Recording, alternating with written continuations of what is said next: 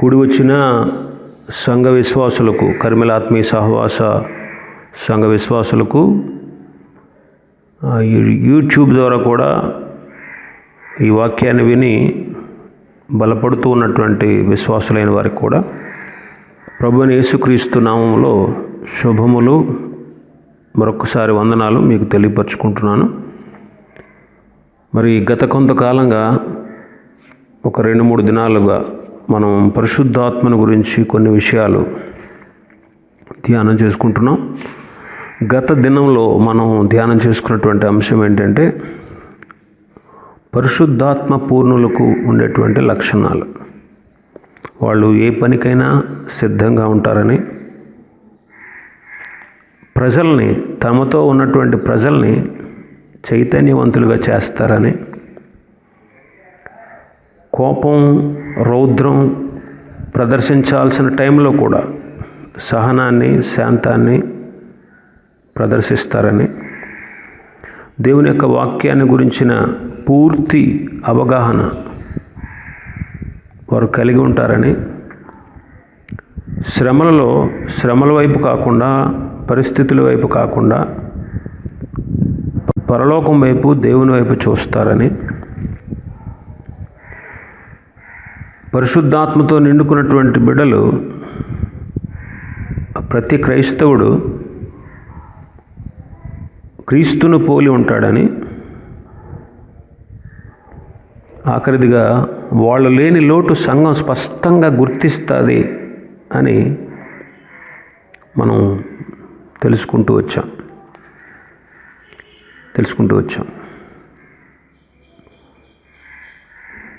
మరి పరిశుద్ధాత్మ పూర్ణులు, పరిశుద్ధాత్మను పొందుకున్నటువంటి వాళ్ళు, పరిశుద్ధాత్మతో నడిపించబడేటువంటి వాళ్ళు మరికొన్ని విషయాలు కూడా చేయరు.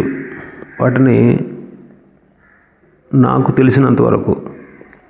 తెలిసినటువంటి విషయాలు, కొంతమంది దైవ సేవకులు తెలియపరిచిన విషయాలు మీకు తెలియపరుస్తాను. పరిశుద్ధాత్మతో నింపబడిన వారు దైవ సేవకుల్ని దూషించరు.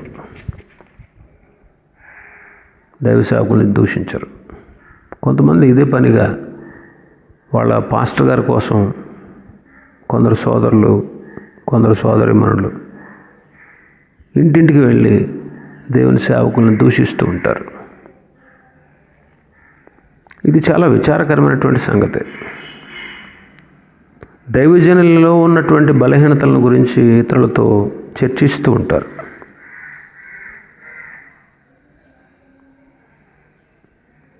దేవుని సేవకులు పొరపాటు చేస్తే తప్పనిసరిగా దేవుడు తీర్పు తీరుస్తాడు. అందుకే చూడండి,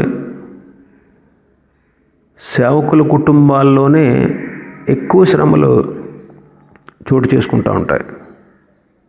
విశ్వాసుల కంటే కూడా సేవకులు ఎక్కువగా శ్రమలు పొందుతూ ఉంటారు. కొన్నిసార్లు అనిపిస్తుంది మనకి, వాళ్ళు దేవుని సేవకులు కదా, వాళ్ళకేంటి అన్నీ ఇలాంటివి వస్తున్నాయి, వాళ్ళకేంటి అన్నీ ఇలాంటి పరిస్థితులు ఎదురవుతున్నాయి అనే ఆ మాటలు కూడా మనం వింటూ ఉంటాం.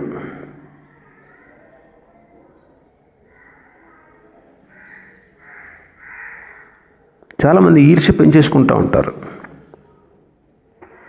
అలాంటి వాళ్ళకి మనం మద్దతు ఇవ్వకూడదు. వాళ్ళ పాపాల్లో మనం కూడా పాలిభాగస్తులం అవ్వకూడదు. అలాంటి వారితో స్నేహం చేయడం వల్ల కూడా మనం కొంతకాలానికి అలా మారిపోతాం. ఆలోచించండి, దైవజనుడా దిగిరా అన్నారు కదా రాజుల 2వ గ్రంథం 1వ అధ్యాయంలో. వాళ్ళు ఏమయ్యారు? బోడివాడ ఎక్కిపోమ్మని అవహేళన చేసినటువంటి బాలురు పరిస్థితి ఏమైంది? ఎలీషాను అవహేళన చేసినటువంటి బాలురు పరిస్థితి. ఇప్పుడు దావీదు లాంటి మంచి గుణాన్ని మనం కలిగి ఉండాలి. 141వ కీర్తనలో అంటాడు కదా దావీదు గారు, 5వ వచనం, నీతిమంతులు నన్ను కొట్టుట నాకు ఉపకారము, వారు నన్ను గర్దించుట నాకు తైలాభిషేకము, అట్టి అభిషేకాన్ని నేను త్రోసివేయకుందును. వారి దుష్టక్రియలను చూచియు నేను తప్పక ప్రార్థన చేయుచున్నాను. కాబట్టి నీతిమంతులను గూర్చి దావీదు ఈ విషయం తెలియపరుస్తున్నాడు. కాబట్టి దేవుని సేవకుల మీద దుష్ప్రచారం చేయడం కొంతమంది పనిగట్టుకుని చేస్తూ ఉంటారు. తప్పు బోధకుల గురించి నేను మాట్లాడట్లేదు. తప్పు బోధకులను విమర్శించాలి, ఖండించాలి. తప్పు బోధల్ని అసలు మనం అంగీకరించకూడదు. తప్పు బోధకుల గురించి చెప్పట్లే నేను. ధనం సంపాదించుకుంటూ లోకంలో ఆస్తులు గడిస్తూ పైకి ఏదో భక్తి గల వాళ్ళగా ఉండే వాళ్ళ గురించి నేను మాట్లాడట్లేదు. మీ స్థానిక సంఘ సేవకుని విషయంలో మీరు కనుపరచాల్సినటువంటి నమ్రత, మీరు కనుపరచాల్సిన ప్రేమను గురించి నేను మాట్లాడుతున్నాను. అంటే మేము అలా చేస్తున్నామా పాస్టర్ గారు అని మీరు అడగవచ్చు. మీరు అలా చేయట్లేదు. కానీ కొంతమందిలో, కొన్ని సంఘాల వారిలో నేను ఈ విషయాన్ని చూస్తూ ఉంటాను. చాలామంది ఆదివారాలు కొత్త వ్యక్తులు కనబడుతూ ఉంటారు, కొత్త వాళ్ళు. అలాగా ఒక ఇద్దరు సహోదరులు నాకు తెలుసు. ఒక ఆమెకి వాళ్ళ పాస్టర్ గారి మీద కోపం వస్తే వాళ్ళ మందిరానికి వెళ్లకుండా మన దగ్గరకు వస్తుంది, పక్క ఊరు నుంచి. నేను అడిగాను, ఏమ్మా ఎందుకు ఇక్కడికి వస్తున్నావు, మీ పాస్టర్ గారు లేరా, మందిరం జరగట్లేదని అడిగితే, మా పాస్టర్ గారి మీద నాకు కోపం వచ్చిందండి. అలా రకరకాలుగా ఏదో చెప్తా ఉంది. నాన్న, అది సరైనది కాదు. వాళ్ళు ఏదైనా తప్పు చేస్తే దేవుడు తప్పక వాళ్ళని శిక్షిస్తాడు. కానీ నీవు వెళుతూ ఉన్నటువంటి ఆ సహవాసంలో నువ్వు తప్పిపోతే నిన్ను చూసి మరికొంతమంది ప్రక్కకు తప్పిపోయే అవకాశం ఉంటుంది. అలాగ దేవుని సంఘాన్ని నువ్వు ముక్కలు చేసినట్టు అవుతుంది. కాబట్టి ఆ విషయంలో నీ మనసు మార్చుకో అమ్మా. ఒకవేళ కోపం ఏదైనా ఉంటే వాళ్ళ కోసం ప్రార్థన చేయి అని ఈ వాక్యాన్ని చూపించాను. 141వ కీర్తన. మరొక సహోదరి పోలవరం నుంచి వచ్చేది, పోలవరం నుంచి. తర్వాత ఒకసారి ఆమె కలిసింది. నేను అడిగాను, ఏమ్మా ఇంత దూరం ఎందుకు వస్తున్నావు నువ్వు అని అడిగితే, అప్పుడు ఆవిడ కూడా అదే పరిస్థితి చెప్పింది. కాబట్టి చాలాసార్లు ఇలా ఉంటారు కొంతమంది. కాబట్టి నేను అనేది ఏంటంటే, వాళ్ళ దుష్టక్రియలు ఏమైనా ఉంటే, వాళ్ళు ఏమైనా దుష్ట పనులు చేస్తున్నారు అని తెలిస్తే మీరు తప్పనిసరిగా చేయవలసింది ఏంటంటే ప్రార్థన. ప్రచారం కాదు, ప్రార్థించు. తప్పక దేవుడు వాళ్ళ దుష్టక్రియల్ని, ఆ క్రియలకు తగినటువంటి ప్రతిఫలాన్ని ప్రభుస్తాడు. కాబట్టి పరిశుద్ధాత్మను పొందిన వారు, పరిశుద్ధాత్మతో సహవాసం చేసేవారు దైవ సేవకుల్ని ప్రేమిస్తారు. పరిశుద్ధాత్మను కలిగి ఉండి ఆయనతో నడిచేవారు ఇతరులని నిరుత్సాహపరచరు. కొంతమంది పనిగట్టుకుని ఇతరులని నిరుత్సాహపరుస్తూ ఉంటారు. ఉత్సాహపరచడానికే దేవుడు మనల్ని పిలిచాడు, కానీ నిరుత్సాహపరచడానికి కాదు. కాబట్టి కొంతమంది దగ్గరికి మనం వెళ్తాం,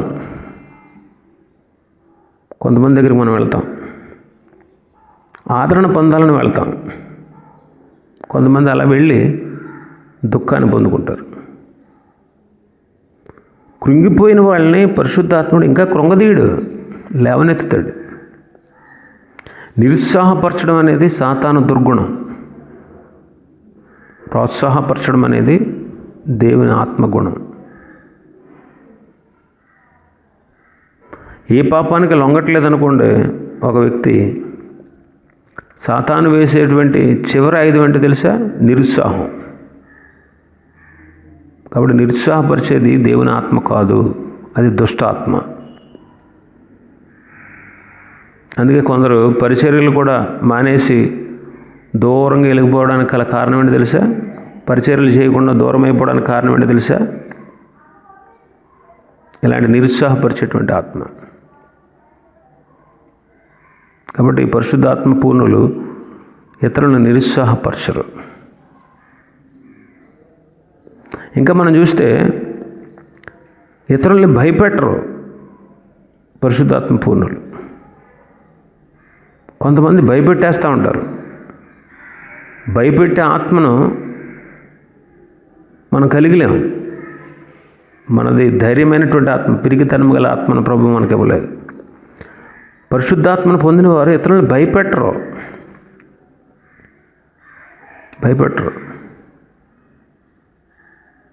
కాబట్టి కొంతమంది చూడండి, జబ్బు పడిన వాళ్ళ దగ్గరికి వెళ్ళి ఏం చేస్తారు, కొంతమంది భయపెట్టేస్తూ ఉంటారు.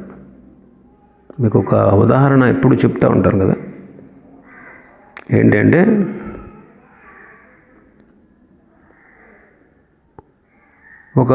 కొంతమంది పూర్వకాలం కొంతమంది కలిసి ఒక ఊరికి పెళ్లి కోసం వెళ్తున్నారంట. పెళ్ళికి అప్పట్లో ప్రయాణ సాధనాలు లేవు కాబట్టి కాలినడకన వెళ్ళేవాళ్ళు. అప్పట్లో వస్త్రాలు కూడా ఉండేవి కాదు, వస్త్రాలు కూడా సరిగా ఉండేవి కాదు. మగవాళ్ళు గోచీలు పెట్టుకుని వెళ్ళేవాళ్ళు.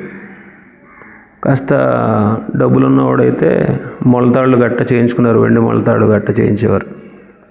అలాగ ఒక బృందం కొంతమంది, ఒక ఊరు వాళ్ళు మరొక ఊరికి పెళ్ళికి వెళుతున్నారంట. పెళ్ళికి వెళ్తామంటే వాళ్ళు అప్పటికే తాగేసి ఉన్నారు, పెళ్ళికి వెళ్తున్నారు. అయితే ఎదరెళ్ళేవాడు ఒకడు గోచి సరి చేసుకున్నాడంట. ఆ గోచి సరి చేసుకున్నప్పుడు వాడికి ఉన్నటువంటి వెండి మొలతాడు తెగిపోయి ఇరిగిపోయి కింద పడింది. కింద పడిన తర్వాత వెనకాల వచ్చేవాడు దాన్ని తొక్కేటప్పటికి రక్తం వచ్చింది. వీళ్ళు తాగేసి ఉన్నారేమో, వాళ్ళు అరే ఏంటి వీడికి రక్తం వస్తుంది అంటే చూస్తే అక్కడ తెల్లగా ఉంది. అది మొలతాడో లేకపోతే పాము కూడా తెలియట్లేదు. వాళ్ళందరూ తెల్ల పురుగు ముట్టుకుంది అని చెప్పి వాళ్ళందరూ తెల్ల పురుగు ముట్టుకుంది అని చెప్పి చాలామంది దాన్ని మొలతాడిని కొట్టి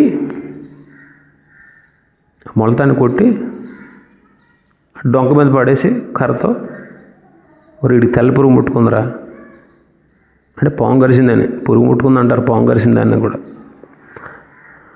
వాడు మోసుకుని తీసుకెళ్ళిపోతున్నారు. అందులో ఒకడు అన్నాడంట, రే మన ఊళ్ళో పలానా వాడికి తెల్ల పురుగు ముట్టుకుంది కదా, అప్పుడు ఆడికి కొంతసేపటికి నోటంట నొరగొచ్చిందిరా అన్నాడంట, ఎక్కుళ్ళు వచ్చినాయిరా అన్నాడంట. వీడికి ఎక్కుళ్ళు రావడం మొదలెట్టినాయి. ఇంకొకటి అన్నట్టంటే, నిజమారు ఎక్కుళ్ళు వచ్చిన కాసేపటికి నోటంట నొరగలు కూడా వచ్చినాయిరా అన్నాడంట. వీడికి ఇంకా బీపీ పెరిగిపోయి వీడికి నొరగలు రావడం మొదలెట్టింది. ఇంకొకటి అన్నాడంట,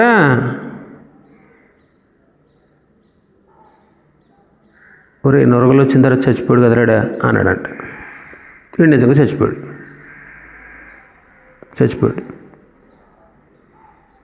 గమనించండి, వాళ్ళు పెట్టిన భయానికి వీడు చచ్చిపోయాడు. నిజంగా పాము కరిసిందటనే.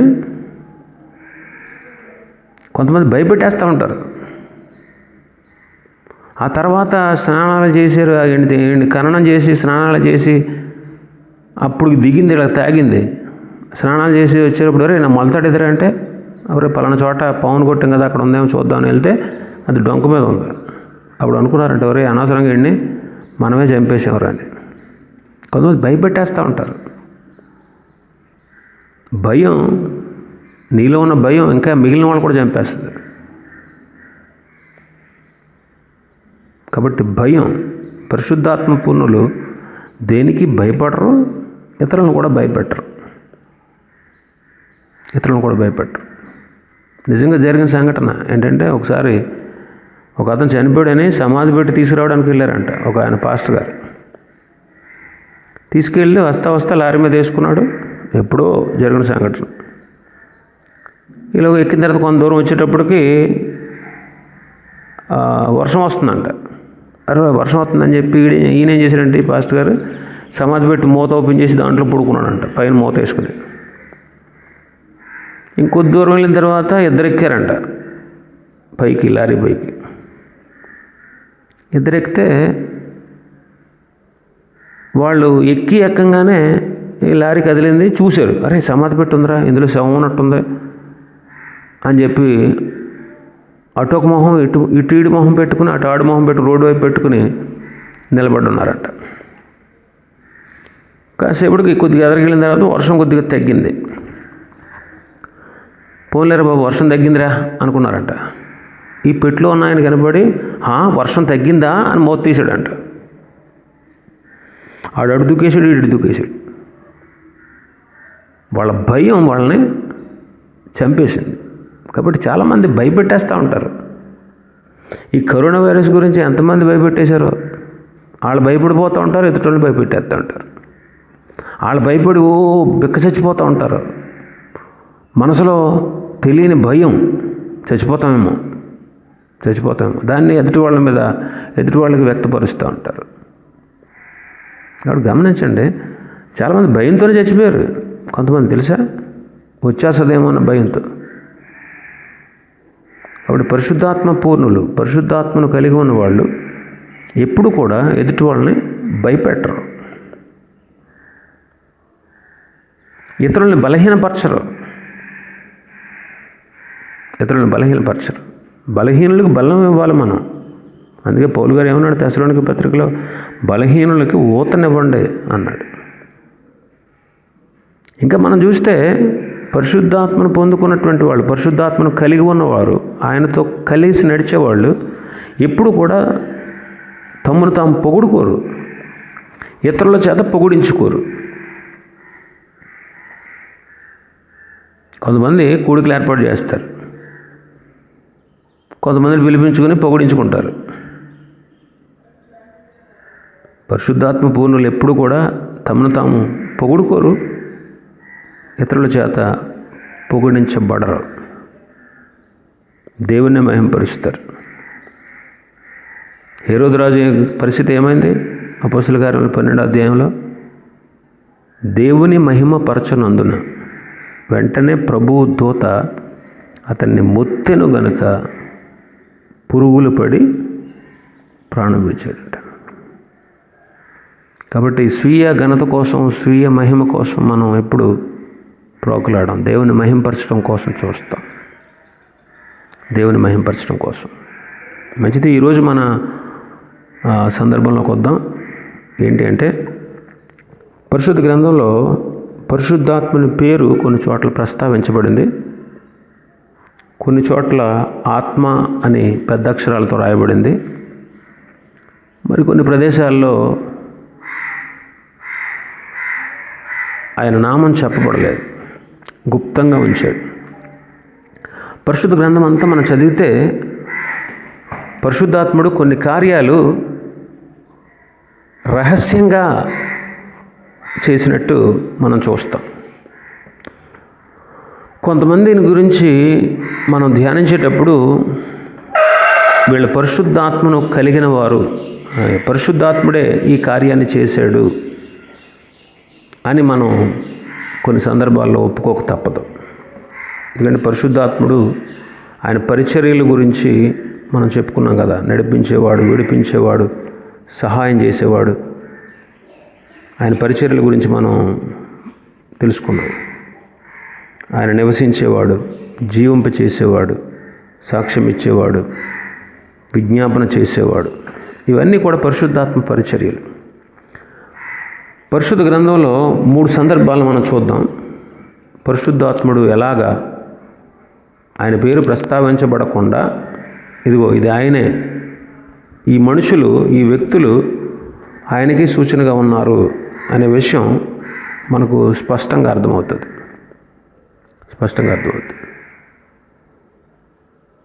మొదటి సందర్భం మనం చూద్దాం. మొదటి సందర్భం యెహెజ్కేలు గ్రంథం 47వ అధ్యాయం. యెహెజ్కేలు గ్రంథం 47 47వ అధ్యాయం. ఈ 47వ అధ్యాయాన్ని ఒకసారి మనం పరిశీలనగా చదివితే మంచిది. అయితే మీరు ఈ వాక్యం అయిపోయిన తర్వాత మీరు పరిశీలనగా చదవండి. కొన్ని వచనాలు మీకు చూపిస్తాను. ఈ 47వ అధ్యాయంలో మొదటి వచనం చదివితే, అతడు మందిరపు గుమ్మమునకు నన్ను తోడుకొని వచ్చాను. అతడు ఎవరెతను? ఒకసారి 40వ అధ్యాయం చూద్దాం. 40వ అధ్యాయం మొదటి నుంచి. మనము చెరలోనికి వచ్చిన 25వ సంవత్సరం మొదటి నెల 10వ దినమున, అనగా పట్టణము కొల్లపోయిన 14వ సంవత్సరమున, ఆ దినముననే యెహోవా హస్తము నా మీదికి రాగా ఆయన నన్ను పట్టణమునకు తోడుకొని పోయెను. దేవుని దర్శనవశుడనై నన్ను ఇశ్రాయేలు దేశంలోనికి తోడుకొని వచ్చి మిగుల ఉన్నతమైన పర్వతం మీద ఉంచాను. దానిపైన దక్షిణపు తట్టున పట్టణపు వంటిది ఒకటి నాకు అగుపడెను. అక్కడికి నన్ను తోడుకొని రాగా ఒక మనుష్యుడుండెను. ఆయన మెరయుచున్న ఇత్తడి వలె కనబడెను. దారమును కొలకర్రయు చేతపట్టుకుని ద్వారములో ఆయన నిలువబడి ఉండెను. అతడు అంటే ఇతనే, ఒక మనుష్యుడు.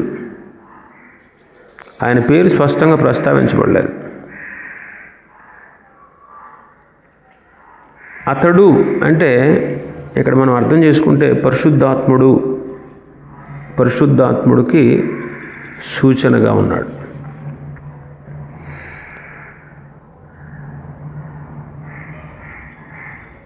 ఆయన, అతడు అనే మాట మనకు తరచుగా కనపడుతుంది ఆ 40వ అధ్యాయం నుంచి మనం చదివితే. ఇక్కడ మనం గమనిస్తే మొదటి వచనంలో, 47వ అధ్యాయం మొదటి వచనంలో, మందిరపు గడప క్రింద నుండి నీళ్లు ఉబికి తూర్పుగా పార్చుండెను. 2వ వచనం, పిమ్మట ఆయన ఉత్తరపు గుమ్మము ద్వారా నన్ను నడిపించి చుట్టూ తిప్పి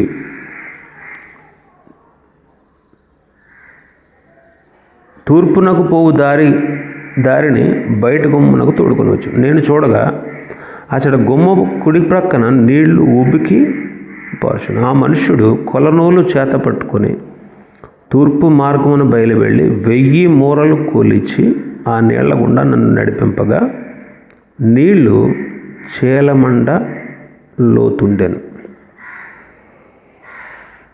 ఇక్కడ మందిరపు గుమ్మం నుండి తోడుకుని వస్తున్నాడు. కొలనూలు ఆయన చేతిలో ఉంది. ఆయన నడిపిస్తున్నాడు. ఎక్కడెక్కడికి నడిపిస్తున్నాడు? ఇది మనం తెలుసుకోవాల్సినటువంటి ప్రశ్న. 4వ వచనం ప్రకారం, 3వ వచనం ప్రకారం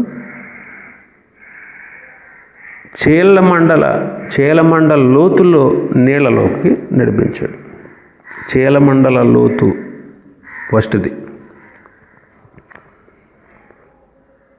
ఈ విషయం మన ఆధ్యాత్మిక జీవితానికి వర్తిస్తుంది.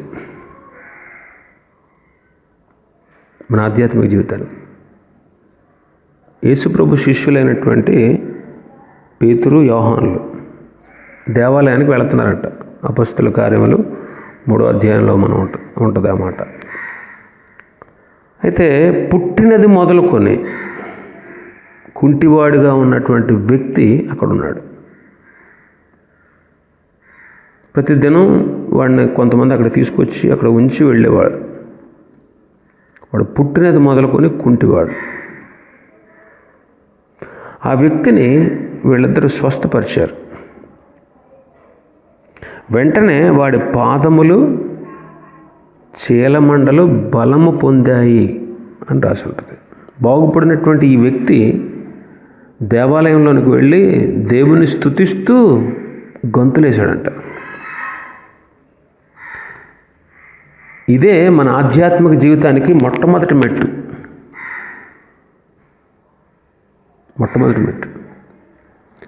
మనం బలపడి ప్రభులోకి రావాలి. పరిశుద్ధాత్మ చేసే పని అదే. ఆయన మనల్ని బాగుపరిచి స్వస్థపరిచి ప్రభు దగ్గరికి తీసుకొస్తాడు, నడిపిస్తాడు, దేవునిలోనికి నడిపిస్తాడు.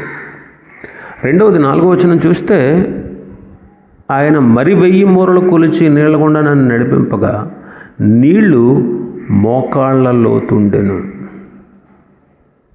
మోకాళ్ళ లోతు అనుభవం. మరి 1000 మూరలు కొలిచి నీళ్ల గుండా నన్ను తీసుకువెళ్ళాడు. నీళ్లు మోకాళ్ళ లోతు ఉంది. మోకాళ్ళ లోతు అనే ఈ అనుభవం ప్రార్థనా జీవితానికి గుర్తుగా ఉంది. చీలమండల లోతులోనే మనం ఉండిపోకూడదు. మోకాళ్ళ లోతు అనుభవంలోకి రావాలి. ఇదే ప్రార్థనా జీవితం. ప్రార్థన 3 విధాలుగా ఉంటుంది. ఒకటి వ్యక్తిగత ప్రార్థన. ఇది ప్రతి వ్యక్తికి, రక్షించబడిన ప్రతి వ్యక్తికి అవసరం. 2 కుటుంబ ప్రార్థన. రక్షించబడిన వ్యక్తి యొక్క కుటుంబీకులందరూ కలిసి ప్రార్థించాలి. 3 సంఘ ప్రార్థన. రక్షించబడిన వ్యక్తి సంఘ సహవాసం ఉంటాడు కాబట్టి సంఘస్థులతో కలిసి ప్రార్థన చేయాలి. ఈ మూడిట్లో మనం వీకే కదా.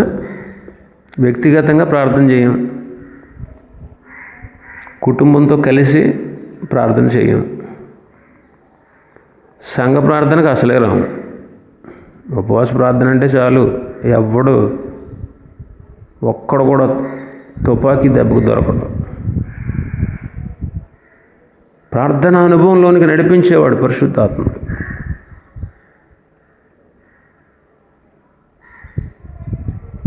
ఈ అలవాటు యేసుక్రీస్తు ప్రభువుకు ఉంది. యేసుక్రీస్తు ప్రభువుకు ఒక్కోసారి రాత్రంతా ప్రార్థించేవాడు. ఆయన పెందలగడ లేచి చీకటి ఉండగానే అరణ్య ప్రదేశానికి ఏకాంతంగా వెళ్ళి ప్రార్థిస్తూ వచ్చేవాడు. వాడుకు చొప్పున ఒలీవల కొండకు వెళ్ళేవాడు. ఎందుకు వెళ్తున్నాడు ఆయన అంటే ప్రార్థనకి. యేసుక్రీస్తు ప్రభువుకి ఈ ప్రార్థన అలవాటు ఉన్నందువల్ల ఆయన దయ్యాలను వెళ్ళగొట్టాడు, అద్భుత కార్యాలు చేశాడు, అధికారంతో బోధించగలిగాడు, శిష్యుల్ని తయారు చేయగలిగాడు, మహోన్నతమైనటువంటి వ్యక్తి కాగలిగాడు. దేవుని ద్వారా ఆయన పొందుకున్న సాక్ష్యం అంటే తెలుసా? ఈయనే నా ప్రియ కుమారుడు, ఈయన యందు నేను ఆనందిస్తున్నాను. ఈ సాక్ష్యం దేవుని దగ్గర నుంచి పొందారు యేసుక్రీస్తు. ఇంకా మనం చూస్తే 3వ అనుభవం, ఇంకా ఆయన 4వ వచనం, ఇంకా ఆయన 1000 మూరలు కొలిచి నీళ్ల గుండా నన్ను నడిపింపగా నీళ్లు మొలలోతుండెను. మొలలోతు. ఈ 3వ అనుభవమే బాప్తిస అనుభవం. మొదటిది ప్రభు దగ్గర రావాలి. ప్రభు దగ్గరకు వచ్చిన వాడు ప్రార్థించాలి. ప్రార్థిస్తేనే కదా మొదటి రక్షణ. ఆయన నామం పేరట ప్రార్థిస్తేనే మనకు రక్షణ. 3వది బాప్తిస అనుభవం. కొందరు చర్చికి వెళ్తారు, ఆరాధిస్తారు, ప్రార్థిస్తారు, కానుకలు సమర్పిస్తారు, కానీ బాప్తిసం పొందరు. బాప్తిసం పొందడం అనేది దేవుని ఆజ్ఞ. ఏమన్నాడు యేసుక్రీస్తు వారు? నమ్మి బాప్తిసం పొందినవాడు రక్షించబడును, నమ్మని వానికి శిక్ష విధించబడును అన్నాడు. బాప్తిసం పొందడం అనేది దేవుని ఆజ్ఞ. మరి ఆజ్ఞాతిక్రమమే పాపం అనంత. కొందరు బాప్తిసం పొందకుండా చాలా ప్రశ్నలు వేస్తూ ఉంటారు. చాలా ప్రశ్నలు వేస్తారు. బాప్తిసము అంటే ముంచబడుట. బాప్తిసము అంటే ముంచబడుట. కొంతమంది బాప్తిసం పొందమంటే చాలామంది ప్రశ్నిస్తూ ఉంటారు. సిలువ మీద దొంగ చనిపోయాడు కదా, వాడు బాప్తిసం పొందాడా అని ప్రశ్నిస్తారు. ఒక విషయం గమనించండి, బాప్తిసాన్ని వాయిదా వేసే వ్యక్తి అంట బతికున్న దొంగ అంట. బాప్తిసాన్ని వాయిదాలు వేస్తారు కొంతమంది. ఒక ఆవిడ అందే, మా అమ్మాయి పెళ్ళి అయ్యాక తీసుకుంటానండి బాప్తిసం. అప్పుడు దాకా ఏంటంటే మరి పెళ్ళికి అన్నీ చేయాలి కదా, పెళ్ళికి అన్ని కార్యక్రమాలు, విగ్రహారాధన సంబంధించిన కార్యక్రమాలన్నీ చేయాలి కదా. అది చేసిన తర్వాత అంట ఎంతగా పిల్ల వయసు ఎంత, 5 ఏళ్ళు. ఇంకెన్నేళ్ళు ఉండాలి? ఆ దొంగకు సమయం లేదు కాబట్టి, సిలువలో ఉన్న దొంగకి సమయం లేదు కాబట్టి బాప్తిసం పొందలేదు. మరి నీకు సమయం ఉందిగా, నీకు సమయం ఉంది కదా. అందుకే త్వరపడి బాప్తిసం పొందు. ఇంకా మనం 4వ అనుభవం చూస్తే 5వ వచనంలో, ఆయన ఇంకను 1000 మూరలు కొలవగా నీళ్లు మిక్కిలి లోతై నేను దాటలేనంత నది కనబడా. దాట వీలు లేకుండా ఈదవలసినంత నీరు గల నది ఆయన. దాటలేనంత, ఇది 4వ అనుభవం. నేను దాటలేనంత నది ఇది. అయితే దాటించేది పరిశుద్ధాత్ముడు ఉన్నాడా లేదా? దాటలేము, కానీ ఏం చేయొచ్చు? ఈదగలం.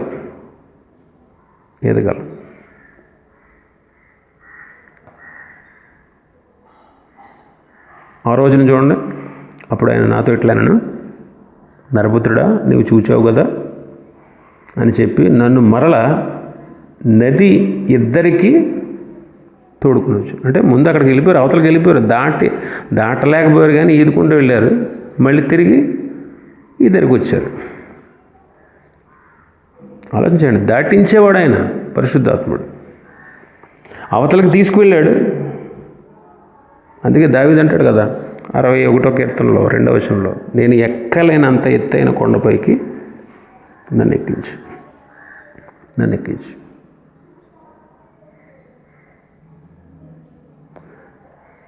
ఇంకా మనం చూస్తే 5వ అనుభవం 6వ వచనాన్ని చూస్తే, అప్పుడు ఆయన నాతో ఇట్లా, నరపుత్రుడా నువ్వు చూచావు కదా అని చెప్పి నన్ను మరల నది ఇద్దరికి తోడుకుని వచ్చాను. నేను తిరిగి రాగా నదీ తీరమున ఇరుపక్కల చెట్లు విస్తారంగా కనబడింది.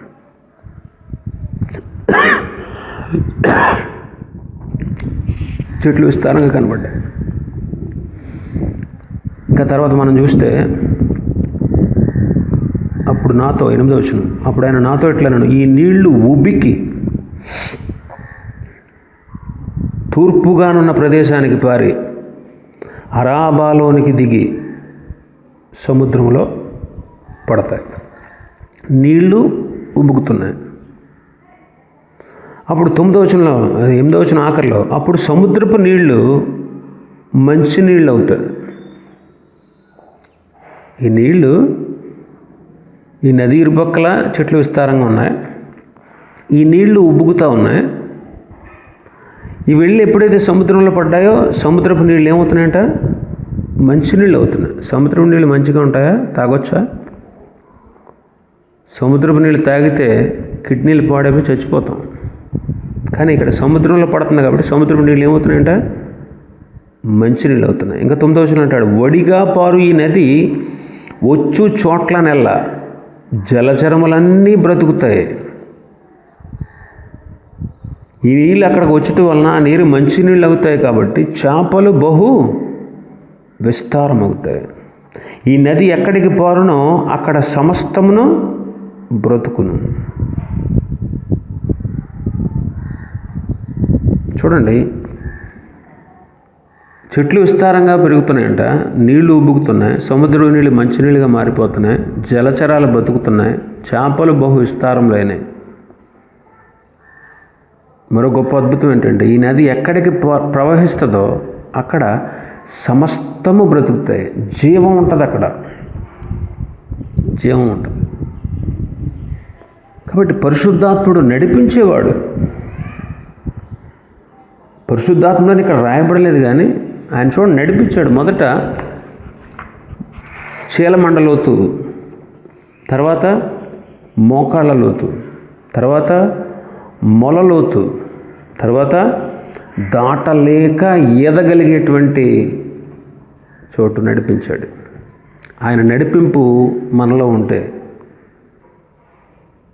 చెట్లు విస్తారంగా పెరిగినట్లు, నీళ్లు ఉబుకుతూ ఉన్నట్టు, సముద్రపు నీళ్ళు మంచినీళ్ళు అయినట్టు, జలచరాలు బ్రతికినట్లు, చేపలు పెరిగినట్లు, సమస్తము బ్రతుకున్నట్లు. ఇదే ఏ నది తెలుసా? జీవజల నది. ఈ జీవజల నది పరిశుద్ధాత్మనికి సాదృశ్యం.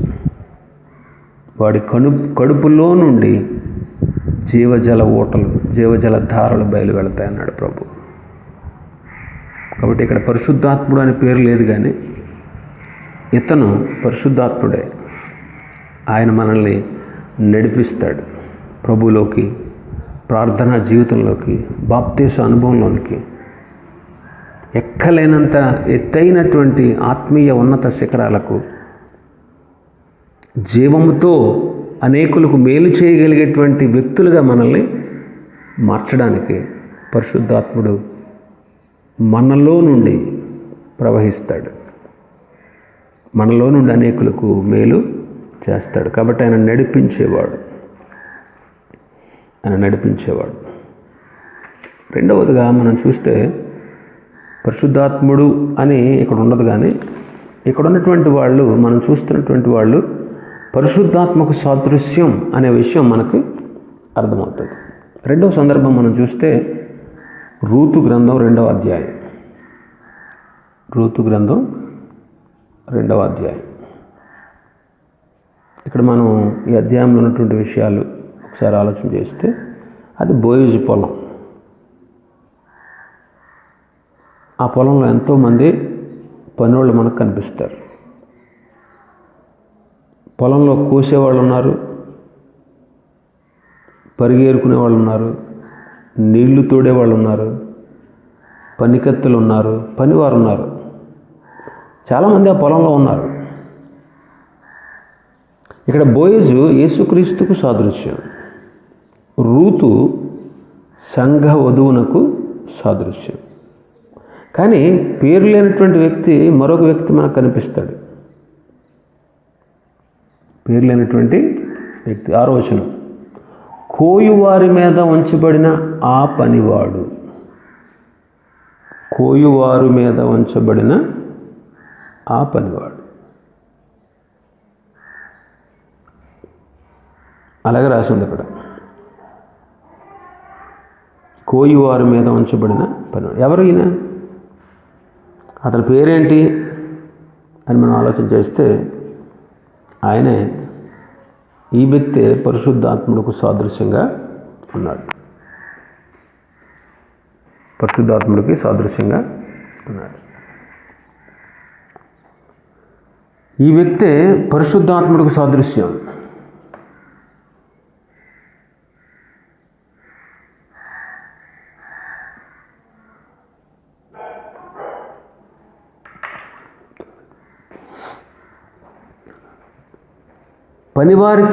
పనివారిని పనికి పిలిచాడు, పని చేయమని పురమాయించాడు.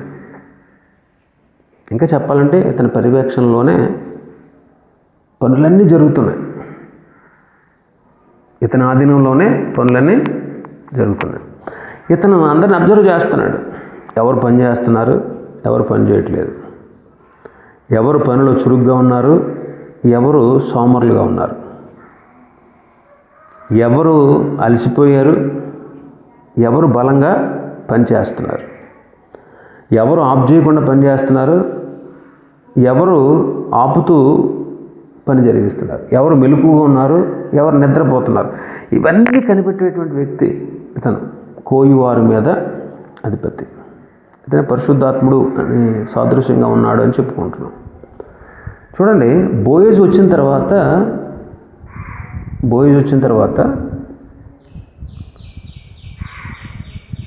ఆ బోయజు ఇతన్ని అడిగాడు. ఆమె కూడా పొలంలో పరిగెరుకుంటుంది, కోసేవాళ్ళ వెనకాల రూతు. అప్పుడు బోయజు అడిగాడు, అబ్బాయి ఆమె ఎవరు అని అడిగాడు. ఈ చిన్నది ఎవరు అని అడిగాడు. అప్పుడు ఆ పనివాడు ఏం చెప్పాడు? ఏమి మోయాబీయురాలు, ఈమె యవ్వనస్తురాలు, ఈమె నయోమితో కూడా మోయాబు దేశాన్ని నుంచి తిరిగి వచ్చింది. కోసేవారి మధ్యలో చూడండి 7వ వచనం, కోసేవారి వెనక పనుల మధ్య ఏరుకుంటుంది, నా చేత అనుమతి పొందింది. ఉదయం మొదలుకొని ఎప్పటి వరకు ఏరుకుంటూనే ఉంది. కొంతసేపు మాత్రమే కూర్చుంది, సేద తీరింది. కొంతసేపు మాత్రమే ఆమె కూర్చున్నది. ఎంత ఇన్ఫర్మేషన్ ఇచ్చాడు చూడండి. ఎవరికి? బోయజుకి. ఎవరితను? కోయువారి మీద ఉంచబడినటువంటి వ్యక్తి. ఎవరి కోసేవాళ్ళు అండి? మనం ఆలోచన చేస్తే పరిశుద్ధ గ్రంథం ప్రకారం కోసేవాళ్ళు ఆయన సేవకులు అంటారు. అందుకే యేసుప్రభు వారు ఏమన్నారు? కోత విస్తారంగా ఉంది, కోయువారి నిమిత్తం ప్రార్థన చేయండి అని ప్రభు సెలవిచ్చారు. అలా అయితే కోసేవాళ్ళం ఎవరో? మనమే. కోసేవాళ్ళం ఎవరో? మనమే. మనం యథార్థంతో పనిచేస్తున్నామా లేదా? సంతోషంగా పనిచేస్తున్నామా? సణుగుతూ పనిచేస్తున్నామా? చెప్పాక చేస్తున్నామా? చెప్పకుండానే చేస్తున్నామా? విశ్వాసంతో సేవిస్తున్నామా? అవిశ్వాసంతో సేవిస్తున్నామా? నీతిగా బ్రతుకుతున్నామా? అనీతిగా మనం బ్రతుకుతున్నామా? వీటన్నిటిని తెలుసుకుని వాళ్ళ గురించి ప్రార్థించేవాడు, తండ్రికి విజ్ఞాపన చేసేవాడు పరిశుద్ధాత్ముడు. మన లెక్కలన్నీ కూడా ఆయన దగ్గర ఉన్నాయి. నన్ను గూర్చి, నా పనిని గూర్చి, నిన్ను గూర్చి, నీ పనిని గూర్చి, నీ జీవితాన్ని గురించి, నీ క్రియల గురించి, నా పనులన్నిటి గురించి పరిశుద్ధాత్ముడికి తెలిసినంతకంటే ఎక్కువగా ఎవరికి తెలియదేమో కదా. ఆలోచన చేయండి. పరిశుద్ధాత్ముడు మన హృదయాల్లో ముద్రించబడినవాడు. విమోచన దినం వరకు ఆయన మనతో ముద్రించబడ్డాడు. పాత నిబంధనలాగా పరిశుద్ధాత్ముడు వచ్చి వెళ్ళిపోవడం లేకపోతే వదిలేయడం లేదు. క్రొత్త నిబంధనలో పరిశుద్ధాత్ముడు భూమి మీద వచ్చింది మొదలుకొని ఒక వ్యక్తి రక్షించబడిన తర్వాత రక్షించబడిన వ్యక్తితో పరిశుద్ధాత్ముడు ముద్రించబడ్డాడు. ఎఫెసీ పత్రికలో ఆ మాట చెప్తాడు. ఎఫెసీ పత్రికలో మనం చూస్తే ఎఫెసీ పత్రిక 1వ అధ్యాయం 13వ వచనం, అపొస్తలుడైన పౌలు ఎఫెసీలకు రాసిన పత్రిక 1వ అధ్యాయం 13వ వచనాన్ని చదువుదాం. మీరు సత్యవాక్యమును అనగా రక్షణ సువార్తను గురించి క్రీస్తునందు విశ్వాసం నుంచి వాగ్దానము చేయబడిన ఆత్మ చేత ముద్రించబడిరి. 4వ అధ్యాయం 30వ వచనం చదువుదాం. దేవుని పరిశుద్ధాత్మను దుఃఖపరచుకుడి, విమోచన దినం వరకు ఆయన యందు మీరు ముద్రించబడి ఉన్నారు. ఆయన మనతో ఉన్నాడు, మనలో ఉన్నాడు. ఎప్పటి వరకు ఉంటాడు? విమోచన దినం వరకు ఉంటాడు. ఈయనకు తెలిసినట్టుగా నీ గురించి, నా గురించి పరిశుద్ధాత్మునికి తెలిసినంతగా మిగతా వాళ్ళు ఎవరికి తెలియదు. మీ ఇంట్లో నీ భార్యకి తెలియకపోవచ్చు, నీ భర్తకు తెలియకపోవచ్చు, నీ బిడ్డలకు తెలియకపోవచ్చు, నీ బంధువులకు తెలియకపోవచ్చు, నీ స్నేహితులకు తెలియకపోవచ్చు, నీ ఇరుగు పొరుగు వారికి తెలియకపోవచ్చు, నీ సేవకుడికి తెలియకపోవచ్చు, సంఘ విశ్వాసులకు తెలియకపోవచ్చు. చాలామంది రహస్యంగా చాలా పనులు చేస్తారు. పరిశుద్ధాత్ముడికి పూర్తిగా తెలుసు నీ గురించి, నా గురించి. నీ గురించి, నా గురించి ఈయనకు తెలిసినంతకంటే ఎక్కువ ఇంకెవరికి తెలియదు.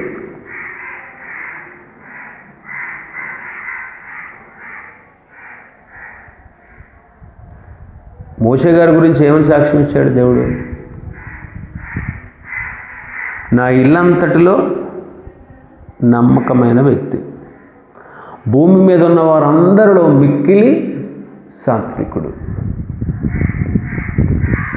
ఈ పరిశుద్ధాత్మనిచ్చిన ఇన్ఫర్మేషన్ బట్టే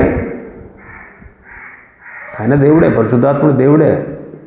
ఆయన మోషే గురించి పూర్తిగా ఎరిగినవాడు.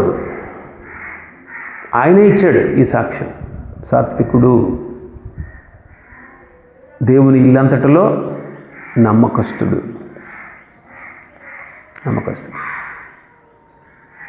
యేసుక్రీస్తు ప్రభు గురించి కూడా ఇవ్వబడిన సాక్ష్యం అదే. ఈయన నా ప్రియ కుమారుడు, ఈయన యందు నేను ఆనందిస్తాను.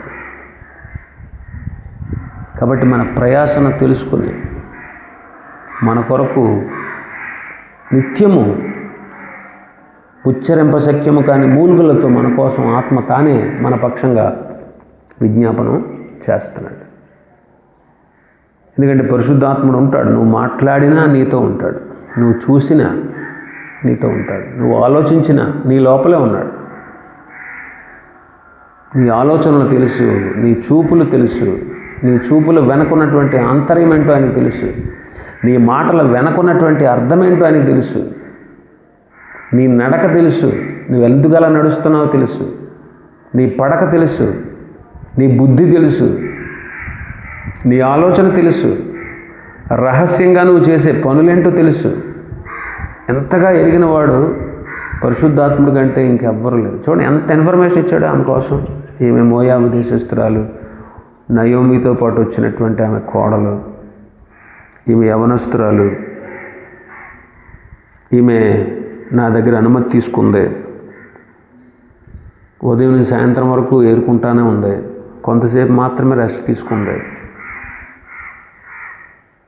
ఆలోచించండి, ఎంతగా ఇన్ఫర్మేషన్ పరిశుద్ధాత్ముడి కంటే ఎవరికి ఎక్కువ తెలియదు. నువ్వు ఆలోచించే ఆలోచనలు నీ ఇంట్లో వాళ్ళకి తెలియకపోవచ్చు, పరిశుద్ధాత్ముడికి తెలుసు. కాబట్టి ఆయన నీతో ఉన్నాడు. నేను అనేది ఏంటంటే, మీరు దేవునికి వ్యతిరేకమైన పనులు చేస్తూ ఉంటే కొన్నిసార్లు మీ ఇష్టానుసారంగా వ్యభిచారం, అబద్ధం, మోసం, త్రాగుడు, దూషణ, మనసులో విరోధ బుద్ధి, పక్షపాతం, కక్షలు, ద్వేషాలు, అసూయలు, ఇవన్నీ లోపల ఉంటాయి, పైకి కనపడవు. మనిషి పైకి డిస్ప్లే అవ్వవు. మనిషికి మానిటర్ లేదు. మానిటర్ అంటే కంప్యూటర్లో మానిటర్ ఉంటుంది కదా, కంప్యూటర్లో మనం వర్క్ చేసేది మానిటర్ మీద మనకి కనపడుతుంది. అలాగా మనలో ఈర్ష్య ఉందని, ద్వేషం ఉందని, ఇలాంటి పైకి కనపడవు. కానీ పరిశుద్ధాత్మకు తెలుసు. ఆయన అంతర్వాణి. మన మనస్సాక్షికి ఆయన హెచ్చరికలు చేస్తూ ఉంటాడు. ఇప్పుడు పరిశుద్ధాత్ముడికి తెలిసినంతగా మన గురించి ఇంకెవరికి తెలియదు. కాబట్టి నిన్ను పర్యవేక్షిస్తున్నాడు, నిన్ను పరీక్షిస్తున్నాడు, నీ జీవితాన్ని చదువుతున్నాడు. నీ జీవితాన్ని చదువుతున్నాడు. నీవు ఆయన పర్యవేక్షణలో ఉన్నావు. ఆయన CCTV. ఆయన నిన్ను పర్యవేక్షిస్తాడు. నీ రికార్డు అంతా ఆయన దగ్గర ఉంటుంది. జాగ్రత్త, ఆయన పర్యవేక్షణలో ఉన్నావు నువ్వు. ఎవరు చూడలేదు అనుకుంటావేమో, ఎవరికి తెలియదు అనుకుంటావేమో, ఆయన పర్యవేక్షణలో ఉన్నావు. ఆ విషయాన్ని గమనించు. మరొక సందర్భాన్ని చూద్దాం. ఆదికాండం 24వ అధ్యాయం.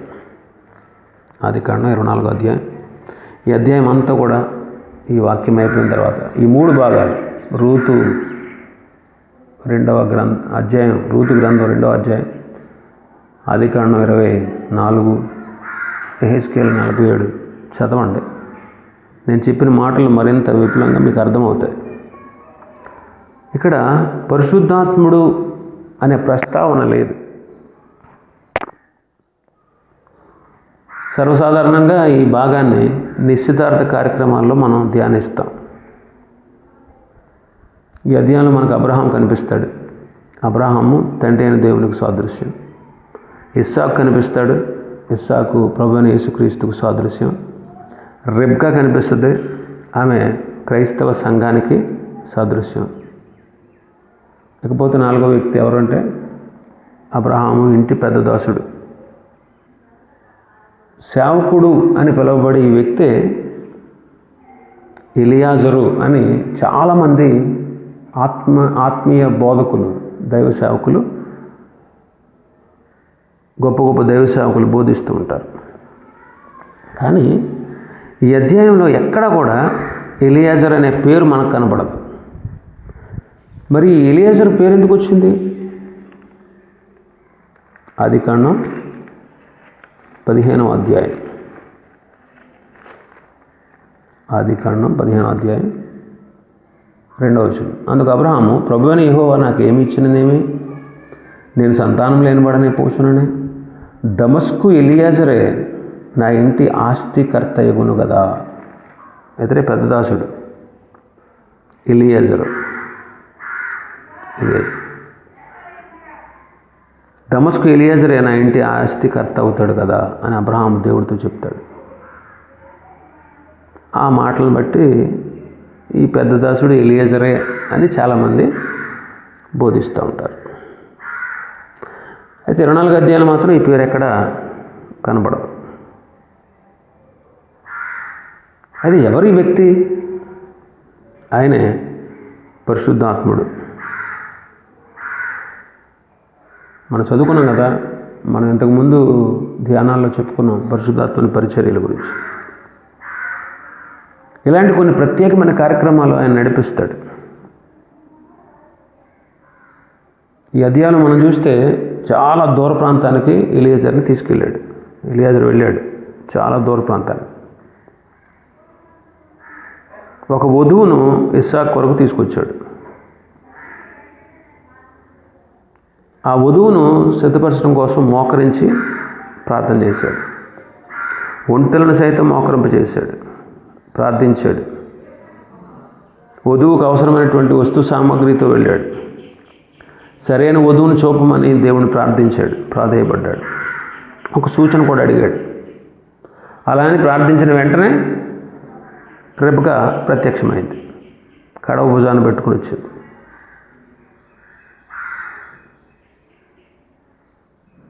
అలాగా ఆ ఇంటి వారితో మాట్లాడి రెబెకాని తీసుకొచ్చి ఇస్సాకుకి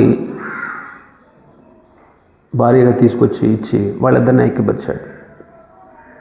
ఎంతగా ప్రయాసపడినటువంటి ఈ దాసుడే పరిశుద్ధాత్మ దేవుడు.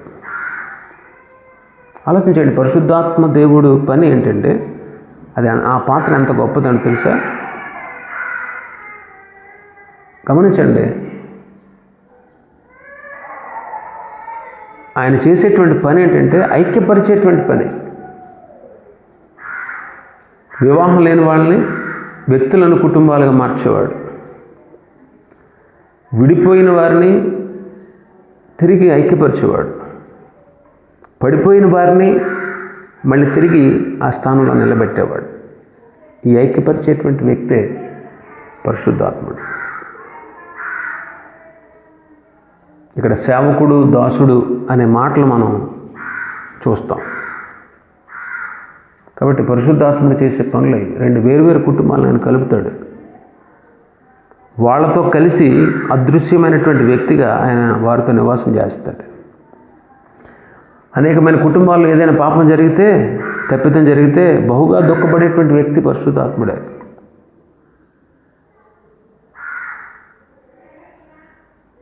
అలాంటప్పుడే మనం ఆయన ఆర్పేస్తాం, అలాంటప్పుడే ఆయన దుఃఖపరుస్తాం. ఆయన బాధ అనుభవిస్తాడు. ఆ బాధ వర్ణించలేంది. కాబట్టి ఐక్యతగా జీవించాలి, కలిసిమెలిసి జీవించాలి. అప్పుడు ఆయన సంతోషిస్తాడు. కాబట్టి 3 సందర్భాలు మనం చూస్తే పరిశుద్ధాత్మని కార్యాలు మనకు కనిపిస్తూ ఉన్నాయి. పరిశుద్ధాత్ముడు అని పేరు ప్రస్తావించకపోయినా ఇక్కడ ఉన్నటువంటి 3 వ్యక్తులు మనకు పరిశుద్ధాత్మకు సూచనగా ఉన్నారు. కాబట్టి పరిశుద్ధాత్ముడు నడిపించేవాడు, పరిశుద్ధాత్ముడు నిన్ను పరిశీలించి పరీక్షించి నిన్ను తన పర్యవేక్షణలో ఉంచుకునేవాడు, పరిశుద్ధాత్ముడు నిన్ను ఐక్యపరిచేవాడు. ఈ రీతిగా రహస్యంగా పరిశుద్ధాత్ముడు మన జీవితాల్లో కార్యాలు చేస్తూ ఉంటాడు. ఇంకా చాలా సంగతులు ఉన్నాయి పరిశుద్ధాత్మ గురించి. కాబట్టి ఈ రీతిగా పరిశుద్ధాత్ముడు ఐక్యపరుస్తూ ఆదికాండం 24 ప్రకారం ఐక్యపరిచేవాడు. రూతు గ్రంథం 2వ అధ్యాయం ప్రకారం నిన్ను పర్యవేక్షించేవాడు. యెహెజ్కేలు గ్రంథం 47వ అధ్యాయం ప్రకారం నిన్ను నడిపించేవాడు.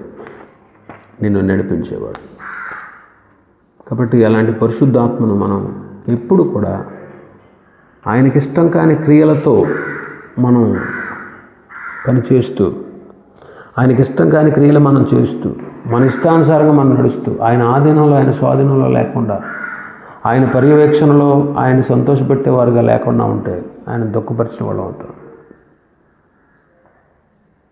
ఆయన ఆర్పివేసిన వాళ్ళం అవుతాం, ఆయన తిరస్కరించిన వాళ్ళం అవుతాం, ఆయన వ్యతిరేకించిన వాళ్ళం అవుతాం, ఆయన్ని దుఃఖపెట్టేవాళ్ళం అవుతాం.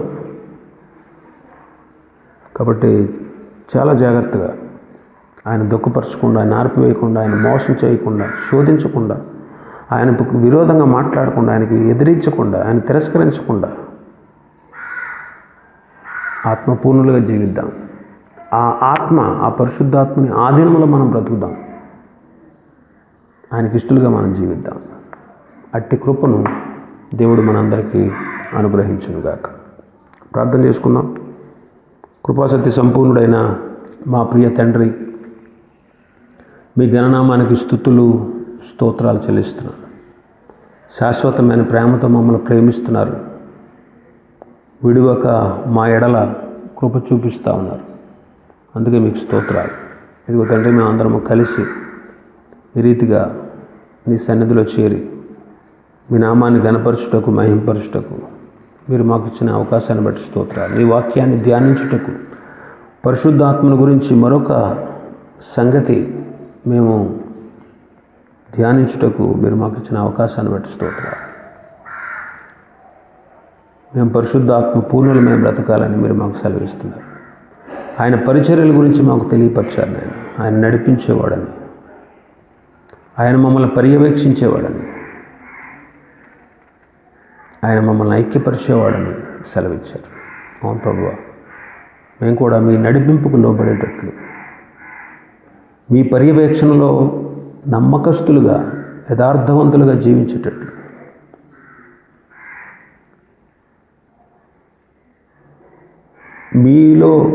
మీతో మేము ఐక్యపరచబడి మా కుటుంబంతో, మొదటిగా తండ్రి అయిన మీతో, మీరు మాకు ఇచ్చిన కుటుంబాలతో, మీరు మమ్మల్ని ఉంచిన సంఘముతో, మేము సంచరించే లోకంతో, మేమున్న ప్రతి చోట ఐక్యతను కనపరిచేవారుగా సహాయం చేయండి. నేటి దినాల్లో కుటుంబాల్లో ఐక్యత లేక, ఈ లోకంలో ఎంతోమంది నీతో ఐక్యత లేక జీవిస్తూ ఉన్నారు. రక్షణ పొందిన విశ్వాసుల్లో కొందరు కుటుంబాల్లో ఐక్యత లేక, కొన్ని సంఘాల్లో ఐక్యతగా ఉంచక ఎవరిష్టం వచ్చినట్టు వాళ్ళు బ్రతుకుతూ ఉన్నాం. అయితే మమ్మల్ని క్షమించండి తండ్రి. మేము ఐక్యతను కలిగి ఉండేటట్లు, ఆత్మ కలిగించు ఐక్యతను కాపాడుకునేట యందు శ్రద్ధ కలిగి ఉండేటట్లు సహాయం చేయండి. ఎఫెసీ పత్రికలో మీరు రాయించిన మాట, మీ పరిశుద్ధాత్ముడు మాకు ఐక్యతను కలిగిస్తాడు. ఆ ఐక్యతను కాపాడుకునే శ్రద్ధ మా అందరికీ దయచేయండి. ఆ రీతిగా మేము ఆధ్యాత్మికంగా బలపడుతూ, మీలో స్థిరపరచబడుతూ, మీతో కలిసి మేము జీవిస్తూ, మీకు ఇష్టలుగా, మీకు ప్రియులుగా మేము బ్రతుకుటకు సహాయం చేయండి. పరిశుద్ధాత్మను గురించి ఎన్నో విషయాలు గత కొన్ని దినాలుగా మాకు నేర్పుతూ వచ్చినందుకు స్తోత్రాలు ప్రభువా. మరి ఈ రీతిగా మీ యొక్క ఆత్మ ద్వారా, మీ ఆత్మ ప్రత్యక్షత ద్వారా మిమ్మల్ని గురించి పూర్తిగా తెలుసుకునేటువంటి అవగాహన మాకు అనుగ్రహించినందుకు స్తోత్రాలు. ఈ భయంకరమైనటువంటి మరి తండ్రి లోక పరిస్థితుల మధ్యలో మేము ఉంటూ, మేము నిర్భయంగా, సంతోషంగా, నీ మీద విశ్వాసంతో, మీరు ఇచ్చేటువంటి నిరీక్షణతో కొనసాగుటకు, మేము ఆరోగ్యవంతులమై సంతోషంగా జీవించుటకు మీరు మాకు అనుగ్రహించినటువంటి సదుపాయాలన్నిటి కొరకు స్తోత్రాలు. ఇదిగో తండ్రి, ఈ రీతిగా మేమందరం కలిసి ఒకే చోట చేరి నిన్ను కనపరచలేకపోయినా ఈ మీడియా ద్వారా మేమందరము కలిసి నీ వాక్యాన్ని వినుటకు, ధ్యానించుటకు, వాక్యానుసారంగా జీవించి నీ ద్వారా ఆశీర్వాదాలు పొందుకున్నటకు మీరు మాకు అనుగ్రహించినటువంటి గొప్ప అవకాశాన్ని బట్టి మరొకసారి మీ నామాన్ని స్తుతిస్తున్నాం తండ్రి. మరి మేమందరం కూడా కలిసి మీ యొక్క ఆత్మచేత నడిపించబడుతూ మిమ్మల్ని సంతోషపరుస్తూ మీ బిడలుగా, మీ రాజ్య వారసులుగా, ఈ లోకమందు నీకు సాక్షులుగా మేము జీవించే కృపను మాకు అనుగ్రహించమని యేసుక్రీస్తు ప్రభువారి శ్రేష్టమైన నామంలో ప్రార్థించి బ్రతిమలాడి వేడుకుంటున్నాం పరమ తండ్రి. ఆమేన్. మన ప్రభు అయిన యేసుక్రీస్తు వారి కృప, తండ్రి దేవుని వారి ప్రేమ, పరిశుద్ధాత్మ కన్యని సహవాసం నిత్యం అందరికీ తోడేయండి, కాపాడు.